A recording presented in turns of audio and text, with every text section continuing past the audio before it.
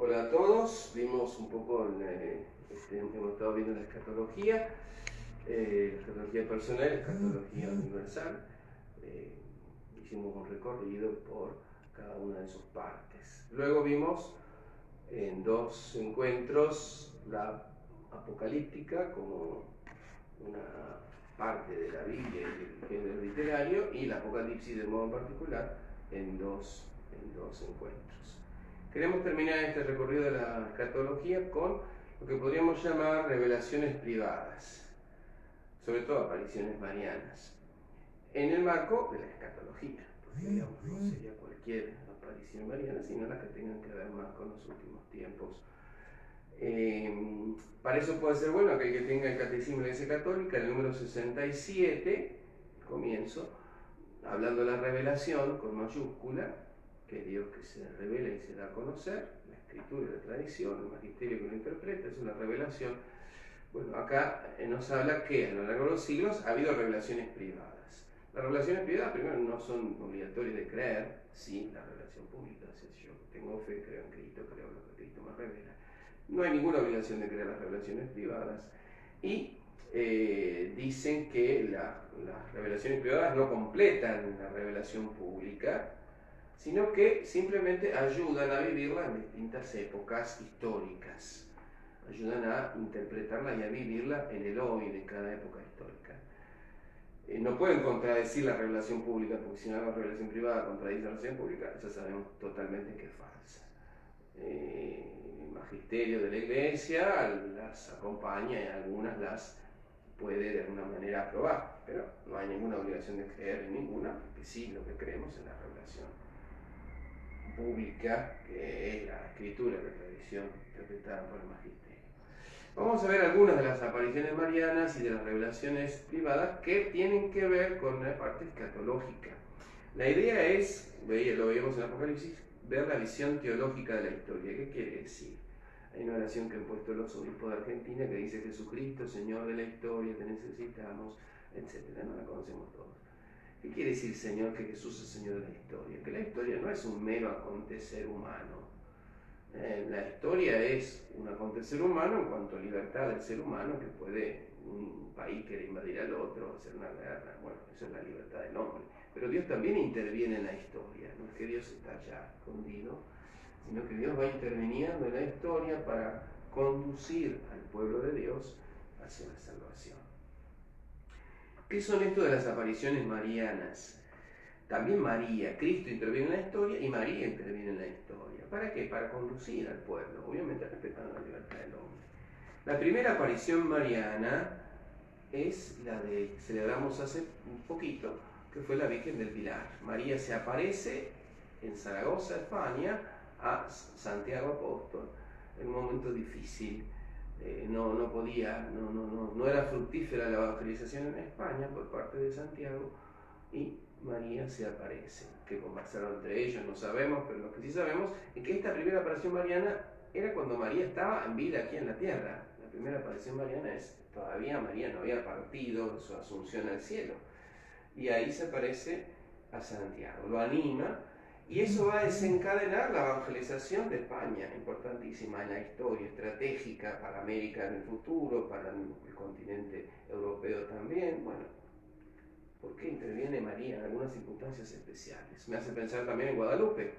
La evangelización en América no funcionaba mucho, y María se aparece al indio San Juan Diego con caracteres indígenas, y la aparición en Guadalupe va a hacer que la evangelización en México cambie totalmente.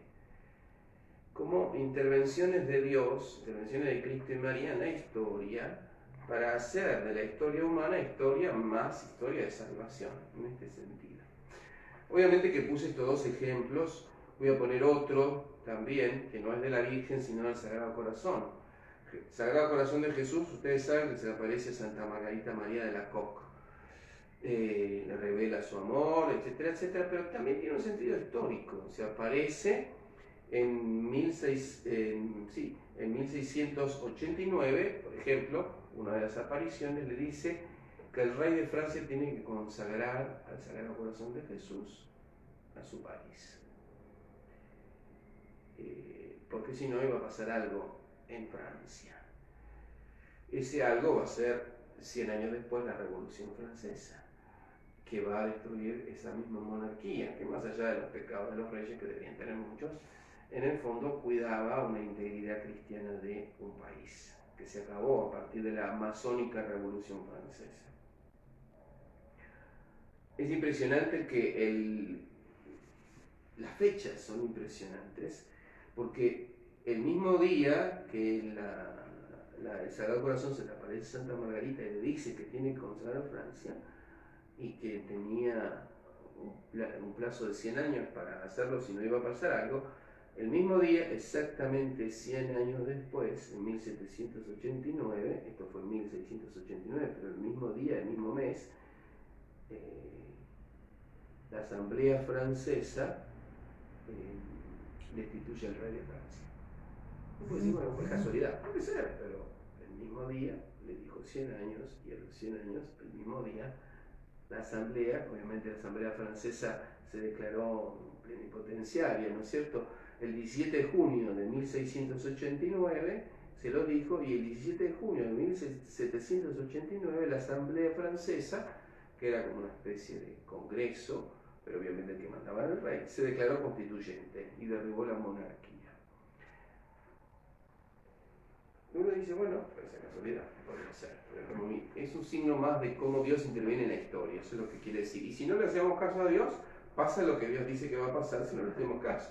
En este caso exactamente lo que pasó con Francia. La Revolución Francesa, más allá de hablar de libertad, igualdad, fraternidad, muchas cosas hermosas, degolló miles de sacerdotes, prohibió la celebración culto católico, metió presos a muchos cristianos, degolló a muchos otros, e incluso inventó una iglesia nacional apóstata que no creía propiamente en Dios. Bueno, es un ejemplo nada más. Vamos a ir a las apariciones marianas propiamente en el último tiempo, porque no queremos, nos remontamos a la Virgen del Pilar, sería muy largo todo, es imposible. Voy a nombrar nada más las apariciones marianas de los últimos tiempos. René Laurentin, un sacerdote teólogo francés que estudió mucho las apariciones marianas, estudió todas las apariciones de todos los tiempos en todas partes del mundo y dice que en el siglo XX, y lo que va del XXI, que es muy poquito, se produce entre el 40 y el 50% de las apariciones marianas. ¿Qué quiere decir? Que siempre se apareció la Virgen con regalos especiales como en Luján, como en Itatí, de distintas formas, en la evangelización de cada país. Son apariciones locales que fueron desencadenando la evangelización en España, en Pilar, en toda América, Guadalupe, pero apariciones locales. En cambio después, en el siglo XX-XXI, la Virgen tiene apariciones que hacen mensajes universales, no ya locales, y insisto, el 40, el 50% de todas las apariciones de toda la historia de los 2000 años del cristianismo ocurrieron en los últimos 100 y pico de años. Eso nos muestra que hay un énfasis especial de estos tiempos en los cuales estamos viviendo. Voy a nombrar nada más las más famosas para mostrar un poco desde el último tiempo hasta ahora cómo esto se ha intensificado. En 1830, Santa Caterina de Labouré se le aparece, se llama ella milagrosa. 1846 en La Salette, Francia. Fíjense que estas tres, Lourdes, la que viene después, todas en Francia, después de toda esta situación de la Revolución Francesa, la Virgen quiere mantener al pueblo fiel cristiano que fue terriblemente perseguido. En La Salette de 1846 habla del final, habla de cosas de ese momento, habla de cosas de un poco después, y parte de los secretos que la Virgen allá dice, habla de la apostasía al final de los tiempos en la iglesia y en la ciudad y en el mundo, incluso situándolo en el siglo XX. Habla del anticristo, la gran tribulación, del castigo, la intervención divina, que Roma perderá la fe, del anticristo, habla muchas cosas, pero eso en 1846. En ese sentido del que estamos hablando, de los tiempos finales o de los acontecimientos finales. El Lourdes no tiene esta característica escatológica. Lourdes, 1858, La Virgen se aparece de Yo soy la Inmaculada Concepción, le dice Santa Bernardita, que ni siquiera sabía leer ni escribir, y le dice eso a su párroco. Ella, ¿quién es? Dice que es la Inmaculada Concepción. 2 años antes había sido declarado este dogma. Obviamente la niña no tenía ni idea al respecto. Más allí nos habla de la conversión, de la oración, del rosario, de la penitencia, Lourdes como lugar de curación, en salud del cuerpo. Obviamente siempre habla de la Virgen de la conversión. ¿Por qué? Porque la relación privada en el fondo no puede, solo complementa o aplica en la revelación pública. Entonces la Virgen siempre nos va a hablar de conversión, de oración, porque bueno, se trata de convertirnos para vivir el Evangelio. O sea, no hay mucho misterio, de eso se trata. Fundamentalmente aparece en lugares especiales, en tiempos especiales, porque se precisa más ese mensaje de conversión y de oración. Salto a Fátima, 1917, que nos vamos a detener después un poco más detalladamente. Allí anuncia la Virgen lo que va a hacer después, así como lo hizo el Sagrado Corazón en Francia y las apariciones de la Virgen después, con lo que fue la masonería y el liberalismo, que atacó a la Iglesia católica en todas las partes del mundo, de distintas formas, con distintas intensidades. En Fátima advierte del comunismo, que es la otra forma más virulenta aún, con la cual también el demonio ataca a la Iglesia. No estoy diciendo que todos los comunistas son endemoniados, simplemente que el instrumento que está en el fondo atrás es el enemigo, ya sabemos, más allá de que pueda haber buenas y malas personas en todos lados. 1907 Fátima, no vamos a detenernos bien. 1932-33 en Bélgica, en Bering, y después cuando termina en Bering, a los pocos días en Vano, invita a la oración, a la conversión, que van a suceder hechos importantes. En el 17 ya la Virgen dice que va a terminar la Primera Guerra Mundial, que estaba en desarrollo, pero que si no nos convertimos va a ir otra peor. Sabemos que sucedió con la Segunda Guerra Mundial. 1937-40 se aparece en Gede, Alemania, y la humanidad ha desoído mi mensaje en Fátima. Y es en 1942 que el Papa Pío XII hace lo que en Fátima pide la Virgen, consagrar el mundo. Fátima lo pide para Rusia. El Papa consagra él solo al Inmaculado Corazón de María. La Virgen había pedido el Papa con todos los obispos del mundo consagrar Rusia. Pero Pío XII hizo algo, no llegó a hacer todo. Sin embargo, 1942 es esta consagración, y si vemos la Guerra Mundial, justamente a partir de ese año cambia totalmente la característica, la orientación de la Guerra Mundial, que va a ser, en principio parecía que era un triunfo del eje, y después va a ser un triunfo de los aliados. Sor Lucía en esos momentos dice que la Virgen le dice que no terminaría ya la guerra, pero se acortaría. La Virgen sigue apareciendo, Sor Lucía, hasta 1944, también en Tui, y ahí está un poco lo del tercer secreto, que lo vamos a ver más adelante.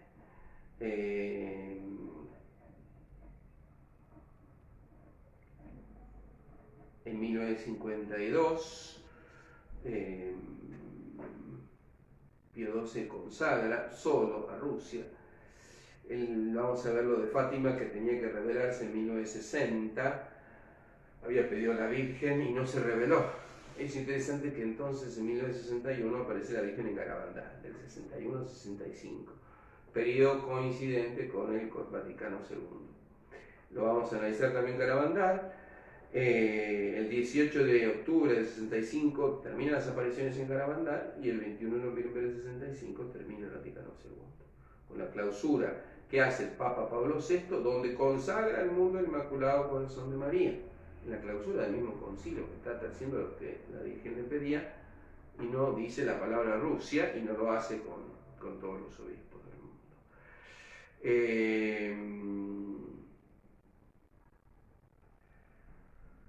En 1973, en Japón, hay una aparición de la Virgen en Akita, que también es muy interesante, la vamos a analizar. En 1981 suceden varias cosas. Es el atentado contra el Papa, la Aliarca, que de alguna manera cumple el tercer secreto de Fátima, justo el día de la Virgen de Fátima, el 13 de mayo de 1981, es el día del atentado.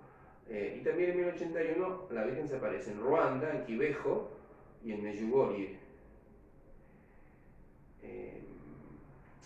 Pocos años después, en el 83, va a aparecer en San Nicolás. San Nicolás es una aparición de la Virgen aprobada por la Iglesia, la aprobó el obispo local después de mucho tiempo, hace pocos años. El 28 de marzo del 84 va a ser el Papa la consagración del mundo al Inmaculado Corazón de María con todos los obispos del mundo, sin citar Rusia, como había pedido la Virgen.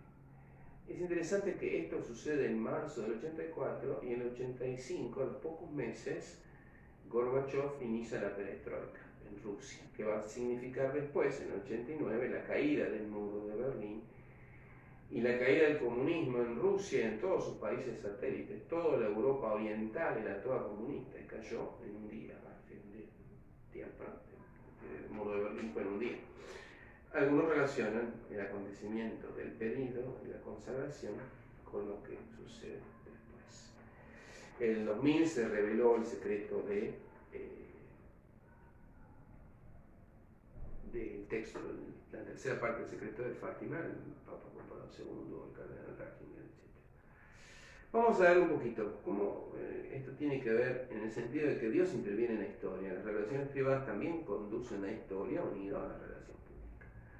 Vamos a detenernos en Fátima, en Garabandal y en un poquito de Akita. Voy a leer los textos de las revelaciones de la Virgen, tal cual como fueron dados a conocer. En Fátima, la primera aparición es el 13 de mayo, por eso se festeja el 13 de mayo de 1917 hasta el 13 de octubre, que es la última aparición, que más que una aparición es el milagro del sol. Una Virgen fue diciendo que iba a haber un milagro que vieron decenas de miles de personas y hasta testificado por diarios opuestos al cristianismo, el milagro del sol. El 13 de mayo es una primera aparición, pedagógicamente la Virgen se fue dando a conocer a los niños, quién era, etcétera, etcétera. Y el 13 de julio acontecen quizás los momentos más importantes, porque son lo que se llamaron los secretos, que tienen una primera parte, una segunda parte, una tercera parte, y algunos dicen que tiene una cuarta parte. En la primera parte del secreto vieron los chicos, no es un mensaje verbal, sino que vieron los chicos el infierno, 3 pastorcitos. Como decíamos antes, ¿no? Cuando hablamos del Apocalipsis, la visión, como tiene Juan, que tiene visiones, visión tiene un contenido simbólico real. ¿Qué quiere decir? Está presente en la realidad del infierno. Un contenido simbólico en tanto en cuanto que lo que están viendo no es exactamente como es, porque es imposible, sino que te ayuda a comprender lo que te quiere mostrar. Los chicos vieron el infierno y flor de fruto se pegaron flor de fruto. El segundo secreto es lo que quiero destacar, y después vamos al tercer secreto que trajo muchas polémicas. La segunda parte, porque en realidad es todo junto, no son 3, sino va todo junto. La Virgen les dice: habéis visto el infierno, donde van las almas de los pobres pecadores. Para salvarla, Dios quiere establecer en el mundo la devoción a mi inmaculado corazón. Si hicieren lo que yo les digo, se salvarán muchas almas y tendrán paz. La guerra terminará. Estaban en la Primera Guerra Mundial, que termina en el 19, estamos en el 17. Pero si no dejan de defender a Dios, en el reinado de Pío XI, fíjense que estaba Benedicto XV en 1917, y la Virgen hasta le dice quién va a ser el Papa que viene después. En el reinado de Pío XI comenzará otra guerra peor. O sea, ¿qué es lo que hace Dios? Dios llama a la conversión. El ser humano puede hacer caso o no. Si yo miro el mundo de 1917 y miro el mundo de hoy, yo diría que el mundo de 1917 tendría mucho pecado, pero comparado con el de hoy, no sería nada. en el reinado de Pío XI comenzará otra peor, le dice el 13 de julio de 1917 a los chicos. Cuando viereis una noche alumbrada por una luz desconocida, sabed que es la gran señal que Dios os da de que va a castigar al mundo por sus crímenes, por medio de la guerra, el hambre, la persecución de la iglesia y el santo padre. Es interesante que el 25 de enero de 1938 hubo una aurora boreal, que lo vieron muchísimos testigos, más que una aurora boreal, algo distinto a una aurora boreal habitual, que dice una noche alumbrada, por eso dice. Y eso pasó el 25 de enero de 1938. Puede parecer una equivocación histórica lo del mensaje, porque la guerra mundial propiamente, que empieza el 1 de septiembre del 39, no estaba Pío XI, sino ya que estaba Pío XII. Pero es interesante que esto de la aurora boreal pasó en enero del 38, y aquellos que reconocen un poco de historia, en marzo del 38 comenzó, se hizo lo que se llama el Anschluss, que es la anexión por parte de Alemania de Austria. Las potencias occidentales no reaccionaron todavía declarando la guerra, pero se puede bien considerar eso el inicio de la guerra porque significó el fin del Tratado de Paz de Versalles. Hitler se anexió a Austria. Entonces, fíjense cómo la Virgen está diciendo quién va a ser el Papa que va a estar después, qué nombre va a tomar. Pío XI, podría haberse elegido Benedicto XVI, podría haber llamado si quería, porque el Papa anterior era Benedicto XV, podría haberse llamado así. Eligió el nombre y está diciendo que va a pasar la Segunda Guerra Mundial, que va a ser mucho peor, incluso marcando la fecha con ese signo en el cielo de cuándo va a comenzar. ¿Dios es un anunciador de desgracias? Podríamos preguntarnos. No, no es este el sentido. Podemos recordar la historia de Jonás. Jonás dice a Nínive, en 40 días va a ser destruida. ¿Y qué pasó? Bueno, se convirtieron y no fue destruido. Quiero decir, aún esos anuncios que pueden parecer duros, son siempre en función de la conversión del hombre. No son una especie de maldición del cielo, de Dios monstruo que se dedica a desear mal. No, está buscando la conversión de los hombres, eso es lo único que busca Dios. Busca nuestra salvación en el fondo. En el fondo lo que Él está buscando lo que nosotros deberíamos estar buscando, nuestra propia salvación. Fíjense qué interesante. Para impedir eso, vendré a pedir la consagración de Rusia a mi Inmaculado Corazón y la comunión reparadora de los primeros sábados. Si atenderéis mi pedido, Rusia se convertirá y habrá paz, y no esparcirá sus errores por el mundo, promoviendo guerras y persecuciones a la Iglesia. Los buenos serán martirizados, el Santo Padre tendrá que sufrir mucho, varias naciones serán aniquiladas, por fin mi Inmaculado Corazón triunfará.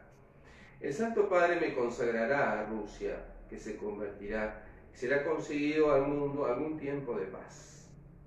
En Portugal se conservará siempre el dogma de la fe, y ahí se corta porque empieza la tercera parte, o tercer secreto, tercera parte, que vamos a verlo después. Fue revelado en parte en el año 2000 por el Papa. Vamos por partes. Fíjense que habla de Rusia. Cuando está hablando esto la Virgen, en Rusia estaba el zar Nicolás II, que era súper cristiano, ortodoxo, pero súper cristiano, no tenía ningún problema con el cristianismo ni con nada. Esto sucede el 13 de julio del 17. El último aparición de la Virgen es el 13 de octubre del 17. Es interesante ver que la revolución bolchevique triunfa el 25 de octubre del 17, solamente 12 días después de la última aparición de la Virgen. Es decir, cuando la Virgen está diciendo que Rusia va a llevar a esparcir sus errores, se está refiriendo al comunismo, que en el momento que lo dice, la gente ni pensaba en el comunismo, ni se le hubiera ocurrido, estaba el zar Nicolás II, no había ningún problema. Y después de que termina la última aparición, solamente 12 días después, es la revolución bolchevique que lleva el comunismo a Rusia. ¿Qué estoy diciendo con esto? Quiero mostrar como decimos, teología de la historia, o sea, Jesús es el Señor de la historia, la Virgen, mandada por Jesús obviamente, interviene en la historia, el ser humano puede hacerle caso o no, esa es la libertad humana, pero hay una intervención positiva divina que busca salvar al hombre y busca convertir al hombre y rescatar a los cristianos. No solo Rusia esparció sus errores por el mundo, el marxismo, hoy está el marxismo cultural, toda la ideología de género, todo un montón de cosas que están en las universidades, en todas partes, incluso en Occidente, por todos lados, es el marxismo cultural. Sus errores que han sido esparcidos, parte de la teología de la liberación, que hubiera algunos con buena intención, muchos otros tenían una intención revolucionaria y evidentemente era la aplicación del marxismo allí. Quiero decir, Rusia esparció sus errores por el mundo.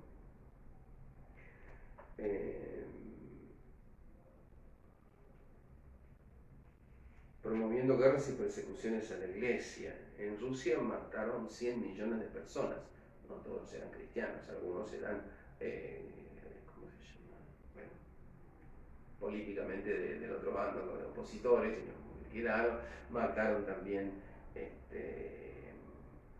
distintos pueblos que se rebelaban, pero muchos son cristianos, mataron muchísimos. Entonces, promoviendo guerras y persecuciones a la iglesia, eso en todas partes del mundo. Pensemos lo siguiente, ese marxismo es el mismo que hizo la revolución en México. La revolución mexicana mató miles de cristianos. Ese marxismo es el mismo que hizo la República en España, la guerra civil. Más allá que Franco haya sido un dictador y todo lo que ustedes quieran, el marxismo hizo miles de mártires en España. Quemaron iglesias, asesinaron sacerdotes, bueno, etcétera, etcétera, religiosos, religiosas, miles. Entonces, esto que la Virgen estaba diciendo en el 17, que después va a ser sembrar eso por el mundo, llegó a su máximo en cuanto que la mitad de Europa llegó a ser comunista. El muro de Berlín se dividía la Europa como todo Rusia, toda China, y muchos países de África tenían revoluciones comunistas. En América Latina estaban las revoluciones para instalar gobiernos comunistas. De hecho, en Cuba sí lo es, pero también quiso, Venezuela hoy lo es, pero hubo un montón de otros pueblos que estuvieron a punto de que se sembrara todo esto. Algunos interpretan que la consagración que hizo Juan Pablo II después de su atentado, que lo hizo pensar mucho, en el 84 consagró el mundo al Inmaculado Corazón de María. La misma vidente de Sor Lucía decía que eso agradó mucho a Dios y las consecuencias se vieron después. Al año siguiente ya estaba la perestroika en Rusia y en los pocos años cayó el muro de Berlín. Eso hizo que el comunismo cayera en Rusia y en muchos países europeos.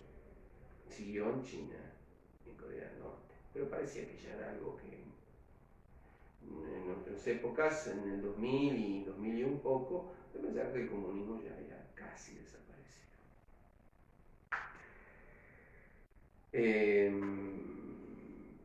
Me impresionan las fechas, ¿no? O sea, de octubre, la revolución de octubre, pronto sería después.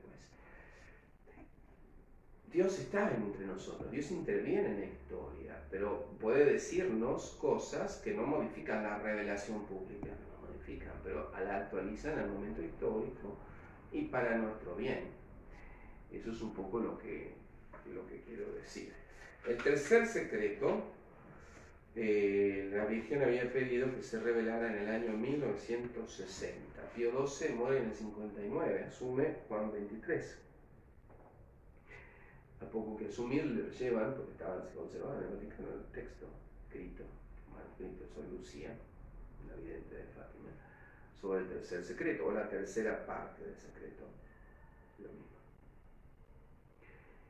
Y sin embargo, estaban en la congregación de la fe el cardenal Ottaviani, que era muy contrario a todo lo que son apariciones, la Virgen, lo sobrenatural, no quería saber nada. No sé si influenciado por él, no sabemos por qué, no lo podemos saber. Juan XXIII no da a conocer el secreto de 1960. La Virgen había pedido que no solo la consagración de Rusia, sino dar a conocer el secreto. No fue dado a conocer. En 1961 la Virgen se aparece en Garabandal. Esta no es una revelación privada aprobada, no es una aparición de la Virgen aprobada. Se fue con muchas discusiones, en un momento quedó simplemente la situación actual es no consta. Frente a las apariciones de la Virgen o realidades sobrenaturales hay tres definiciones de la Iglesia. Consta la sobrenaturalidad, esto es de Dios. Consta la no sobrenaturalidad, esto es una aparición falsa, esto no es verdadero, esto no viene de Dios. Hay muchas apariciones falsas. Cuando fue Lourdes, por ejemplo, no solo estaba Santa Bernardita, sino que el demonio movió a montones de falsas videntes ahí mismo en Lourdes. A veces hay muchas apariciones falsas. Bueno, no consta. No quiere decir que ni que es sobrenatural ni que no es sobrenatural. Está a definirse. El año pasado salió una película sobre Garabandal, en la cual recogen el testimonio del perito que hizo todo lo necesario para que no se aprobara la aparición, y él mismo reconoce que hizo trampas, que trampeó los testimonios, que no puso lo que no quería poner, y es interesante. Yo no soy quien para decir si eso no es sobrenatural, pero es interesante y hubo muchísimos milagros allí. Bueno,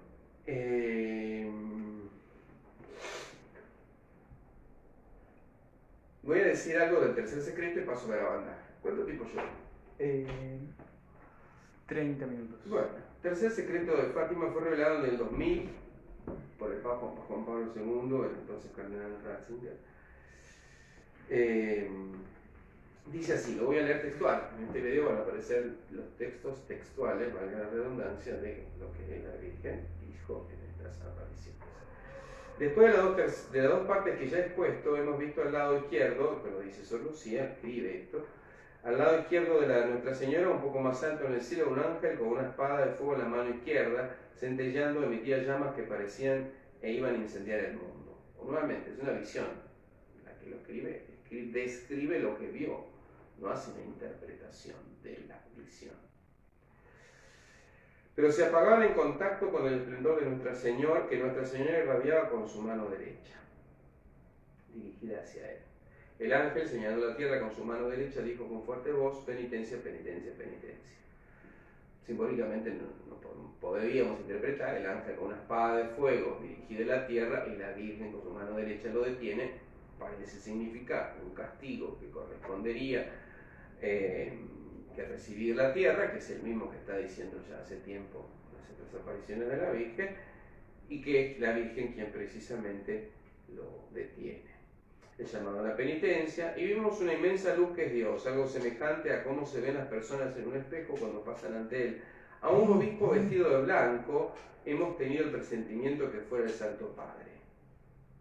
El único obispo vestido de blanco es el Papa. Bueno, algunos han hecho una disyuntiva si esto se refería a en este momento que tenemos un Papa y un Papa emérito, entonces si en esta visión significaba el obispo vestido de blanco. Son todas interpretaciones, yo no puedo decir nada de eso, pero obviamente parece ser el Papa. También a otros obispos, sacerdotes, religiosos y religiosas vimos subir una montaña empinada en cuya cumbre había una gran cruz de maderos toscos como si fueran del alcornoque con la corteza. El Santo Padre, antes de llegar a ella, atravesó una gran ciudad en medio de ruinas y medio tembloroso, con paso vacilante, apesumbrado de dolor y pena, rezando por las almas de los cadáveres que encontraba por el camino. Llegó a la cima del monte, postrado de rodillas, a los pies de la gran cruz, fue muerto por un grupo de soldados que le dispararon varios tiros de armas de fuego y flechas, y del mismo modo murieron uno tras otro obispos, sacerdotes, religiosas y religiosas, y diversas personas seglares, hombres y mujeres de diversas clases y posiciones. Bajo los brazos de la cruz había dos ángeles, cada uno de ellos con una jarra de cristal en la mano, las cuales recogían la sangre de los mártires y regaban con ellos las almas que se acercaban a Dios. Es la tercera parte del secreto revelado en el año 2000 por la Iglesia. Fíjense que el Papa es el atentado, es hecho por los rusos, enviando a Ali Akka, un maometano, pero de ideología rusa, ideología comunista, que el 13 de mayo, el día de la Virgen de Fátima, en 1981, en la plaza, intenta detenerlo. Este hombre testifica que quién era esa mujer, le pregunta después que lo ve, cuando se recupera el Papa se encuentra con él, todo eso está filmado. ¿Quién era esa mujer? Y hay una foto incluso acá de ese día que parece que está el Papa, que lo están disparando, y hay una foto que aparece como la imagen de la Virgen. Ali Akbar dice que una mujer detuvo la bala que él disparó, no podía errarle, era un asesino profesional, se dedicaba a eso, disparó de muy corta distancia, apenas 1 metro, era imposible errarle y no murió. El papá, bueno, estuvo gravemente herido, se recuperó después con el tiempo, perdonó a su agresor y lo demás.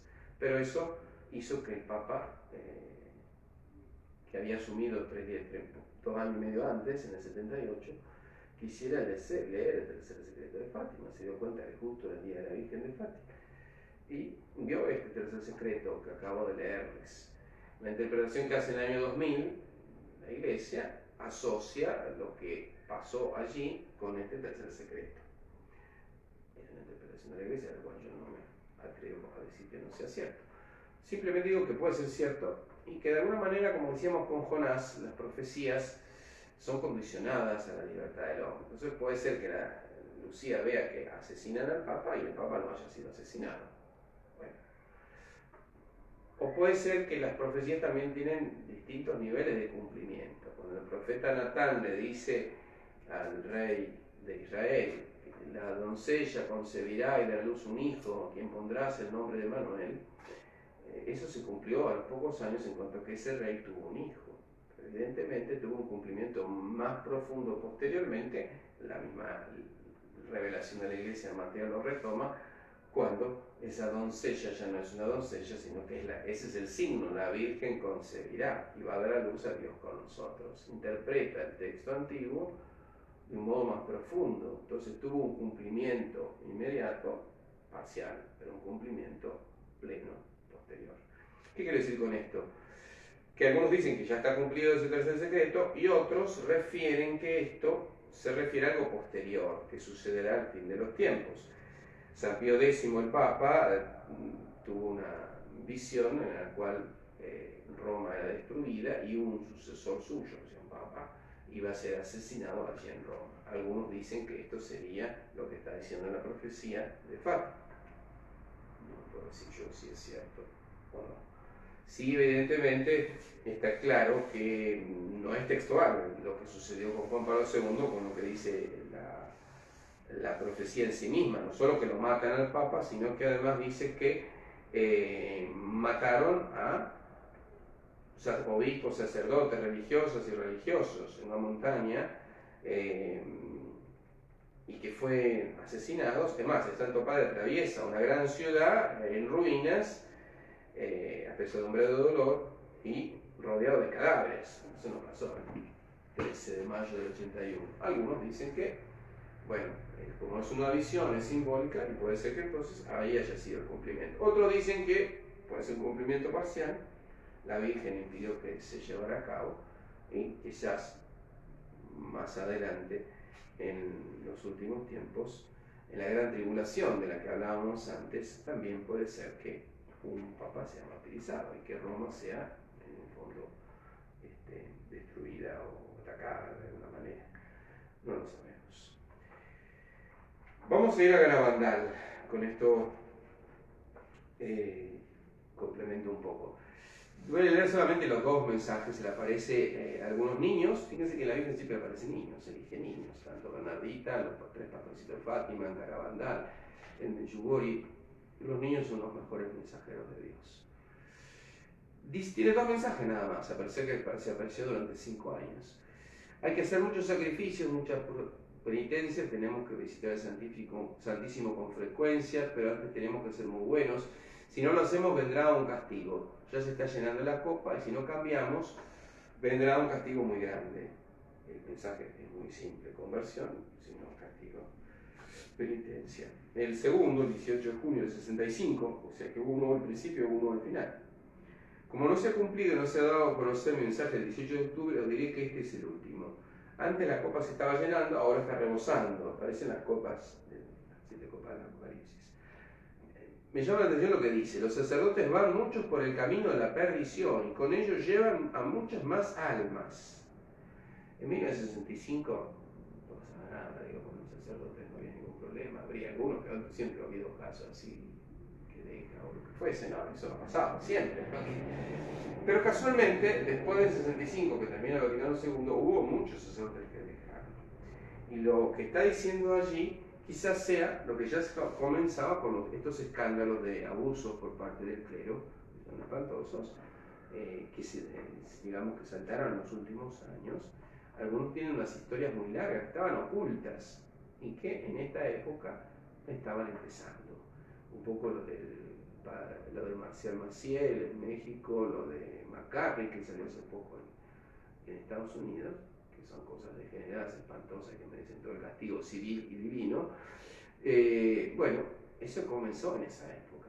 Y que escuchaba este mensaje, más no querían repetirlo porque les parecía como algo delirante, que las chicas dijeran: los sacerdotes van mucho por el camino de la perdición y con ellos llevan a muchas almas.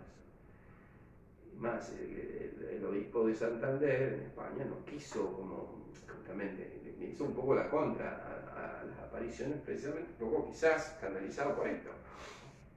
Sin embargo, era algo que estaba pasando y que no sabíamos. La Eucaristía cada vez se le da menor importancia. Debemos evitar la ira de Dios sobre nosotros con nuestros esfuerzos. Si pedís perdón con vuestras almas sinceras, Él os perdonará. Yo, vuestra madre, por intercesión del Ángel San Miguel, os quiero decir que os enmendéis, conversión, digamos. Ya estáis en los últimos avisos. Os quiero mucho y no quiero vuestra condenación. Pedidnos sinceramente y nosotros os lo daremos. Debéis sacrificaros más, pensad en la pasión de Jesús. Lo decimos muy sencillo. La Virgen, que le está hablando a niños. Pero fíjense, habla no solo de ese castigo, de la conversión, siempre viene de la conversión, sino que habla de los últimos avisos, de los últimos, podemos decir, los últimos tiempos, un castigo, y habla de los sacerdotes y la Eucaristía, que se le da cada vez menor importancia. Garabandal, con eso termino esta parte de Garabandal, tiene fundamentalmente, no puedo contar todo porque son 5 años, pero fundamentalmente tiene después una síntesis en 3 cosas que avisan las niñas, que va a haber un aviso, un milagro y un castigo. Un aviso que parece ser un evento extraordinario que va como a conmover a la gente para esa conversión. Siempre Dios busca esa conversión. La iluminación de las conciencias, asociado con lo que parece ser la iluminación de las conciencias que muchos santos también profetizaron. Muchos santos hablan de la iluminación de las conciencias. Ana Catalina Emmerich. De este aviso también habla Santa Faustina. El Padre Pío de Pietrelcina también habla de la iluminación de las conciencias. Bueno, un aviso que conmoverá un poco al ser humano en medio de una situación. Cuando vimos un poco la parte de la escatología, decíamos que tanto en Mateo 24 como en el Apocalipsis se veían etapas. Los dolores previos al parto, y decíamos que se hablaba de terremoto, guerra, hambre y peste, como hechos en todo el mundo. Que eso significaría como los dolores previos al parto, y después se habla de la gran tribulación, eso lo habla el Apocalipsis, lo habla la segunda Tesalonicense, lo habla el mismo Jesucristo en Mateo 24, habla de la grande tribulación. Bueno, eso sería una persecución grande en la iglesia. En esa persecución grande en la iglesia, que sería el tiempo del anticristo, entonces ese aviso, ese milagro y ese castigo condicional. La Virgen con las niñas, el castigo es condicional. ¿Condicional a qué? A la conversión del ser humano y sobre todo los cristianos. Pero fíjense que el aviso y el milagro son formas de que Dios hace eventos extraordinarios para mover los corazones, ¿no es cierto? Parece ser coincidente con ese el milagro, con ese tiempo de la gran tribulación, el tiempo del anticristo, esos 3 años y medio que también lo dice el Apocalipsis, o lo dice también el profeta Daniel. Garabandal, por último, nos habla de algo que nos puede llamar la atención si lo escuchamos hoy. Las niñas en 1961 hablan de la vuelta al comunismo. Dice que estos acontecimientos del aviso sucederá cuando vuelva el comunismo. Y uno diría, en el 61 el comunismo estaba pleno. Es más, en el 62 se da esa situación que sucedió entre Estados Unidos y Cuba, que casi se arma la guerra nuclear entre Estados Unidos y Cuba, porque, como dije antes, el comunismo ocupaba media Europa, todo Rusia, todo China, todo Vietnam, Corea, bueno, un montón de partes, incluso gran parte de África, y quería entrar en América, ya tenía Cuba. Y se habló la crisis de los misiles. Rusia puso misiles en Cuba, obviamente de Cuba a Estados Unidos están a un paso, eso significaba que podía haber misiles nucleares sobre Estados Unidos. Estaba Kennedy, estaba Khrushchev, casi se arma una guerra nuclear y gracias a Dios se evitó. Eso fue en el 62. Entonces, las niñas dicen que volverá al comunismo. El comunismo estaba en plenitud en ese momento. Que va a parecer que desapareció, pero que después de un tiempo volverá. Y cuando vuelva, va a suceder un poco el aviso. Dice que va a haber guerras, que la iglesia será perseguida, habrá templos e iglesias quemados, será difícil la celebración de los sacramentos y difícil que la gente pueda entrar a los templos y participar de la misa en todo el mundo. Dice estas cosas. Y volverá al comunismo, que parecía que había muerto, pero de alguna manera resurgirá. Va a haber como una guerra, que es lo mismo esto de los dolores de parto. Y allí, en medio de los acontecimientos que estén más probados, más complicados, dicen ellos, sucederá ese aviso. ¿Faltará mucho, faltará poco? No lo sabemos. Eso es algo que siempre tenemos que dejarle a Dios ser Dios.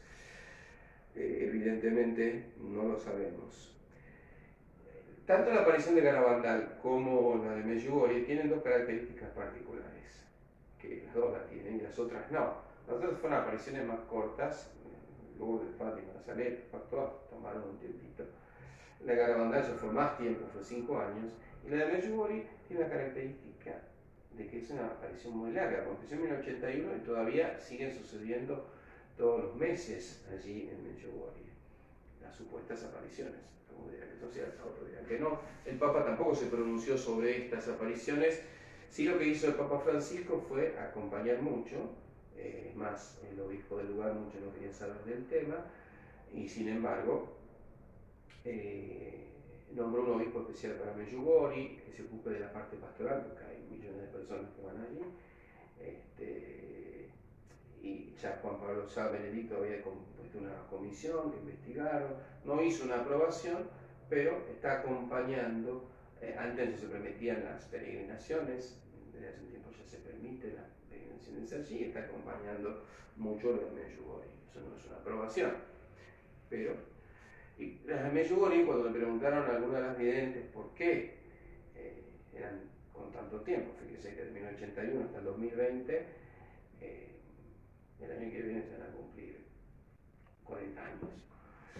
Le preguntaron por qué tan largas, y entonces algunos respondió porque son las últimas. Esto no tiene que asustarnos. También la vidente de Garabandal, Conchita González, tiene la misión de anunciar 8 días antes cuando sucedan estos acontecimientos, aviso, milagro y castigo. Ella hoy tiene 70 años, entonces uno diría que calculando mucho no debe faltar. Lo mismo podríamos decir de los videntes de Medjugorje. Miriana, que es la más grande, de los que eran chicos en ese momento, hoy tienen 50 y pico de años, tienen 50 y pico de años, también uno diría, bueno, entonces que va a vivir hasta los 100. Cuando le preguntaron eso a Miriana, dijo, mire, puede ser que Dios haga las cosas que Él quiera y que en lugar de tener que dar yo, también tiene que avisar unos días antes, que sucedan 10 secretos, que parecen coincidir en parte con lo que habrán dar. Ella dice, Dios puede hacer lo que quiere, así que puede faltar muchísimos años y que sea otro que lo anuncie. Así que no podemos especular con que esto puede pasar, entonces va a pasar dentro de 20 años, 30 años, porque tienen la edad estos videntes. No, que la misma vidente de Benjamin dijo, Dios puede hacer lo que quiere, así que puede hacer todo lo que quiere cuando quiere.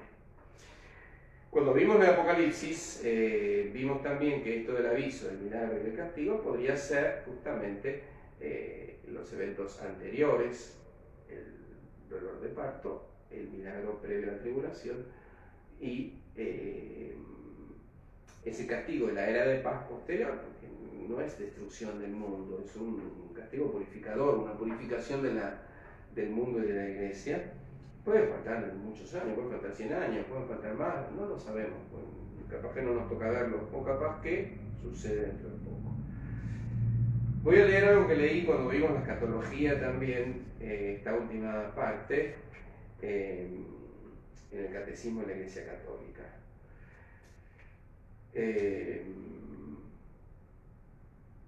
No me dio el tiempo para leer los mensajes de Akita. La Virgen también tiene cosas que dice allí que han sucedido. Pero bueno, en el número 675 del Catecismo dice: antes del advenimiento de Cristo, la Iglesia debe pasar por una prueba final que sacudirá la fe de numerosos creyentes. Cita Lucas 18:8, Mateo 24:2. La persecución que acompaña su peregrinación sobre la tierra develará el misterio de la iniquidad bajo la forma de impostura religiosa que proporcionará al hombre una solución aparente a sus problemas mediante el precio de la apostasía de la verdad.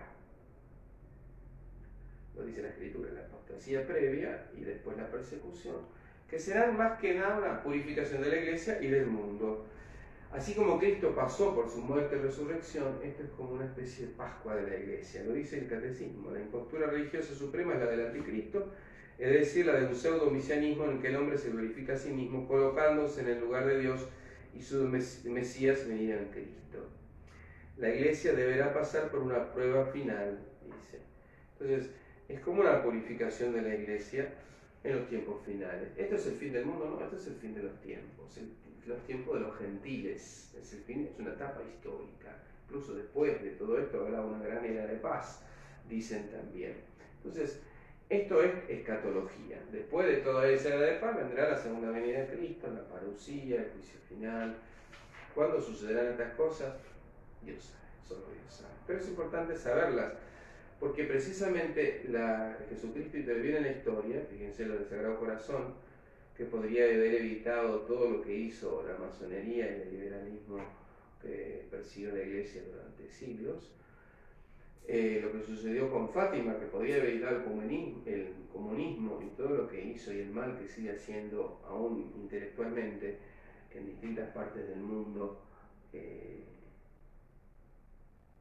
y todo lo que fue la persecución de la Iglesia en todo, en México, en España, en todos lados, hasta hoy.